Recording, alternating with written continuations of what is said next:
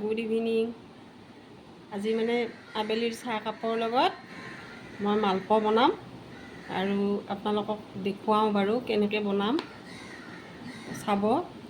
ইয়াত মই এইটো বাতিৰে মই এবাতি আটা লৈছোঁ আৰু এয়া এক বাতি চাউলৰ গুড়ি লৈছোঁ আৰু এয়া নাৰিকল এফাল মই ৰুকি লৈছোঁ আৰু এইটো বেকিং পাউডাৰ আৰু অকণমান বেকিং ছ'ডা আৰু চেনিটো মই পেষ্ট কৰি লৈছোঁ।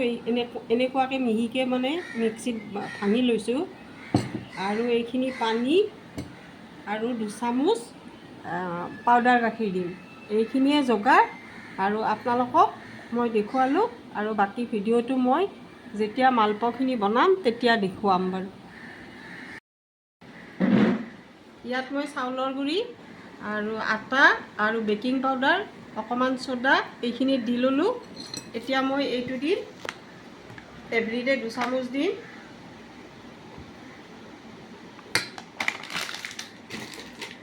আৰু নাৰিকলৰ এইখিনি দিলোঁ, নাৰিকল ৰুকাটো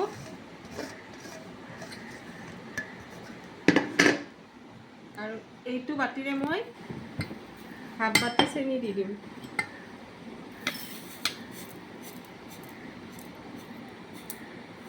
এইখিনি চেনি দি দিলোঁ। এতিয়া মই ভালদৰে এইখিনি মিহলাই ল'লোঁ। তাৰপিছত মই এতিয়া মানে হাতেৰে সানিব লাগিব, চামুচখনেৰে ভাল নহ'ব। এইখিনি মই ধুনীয়াকৈ পানীৰে সানি ল'ম আৰু মই মালপোৱাকেইটা ফ্ৰাই কৰি লওঁ। চবেই জানেই বনাব, কিন্তু মই মোৰ ষ্টাইলত বনালোঁ। আগৰ দিনৰ মানুহবিলাকে আলহী আহিলে পটককৈ মালপোৱা ভাজিয়ে চাহ দিছিলে। আজিকালি আৰু দোকানৰ বস্তুৰে দিয়ে।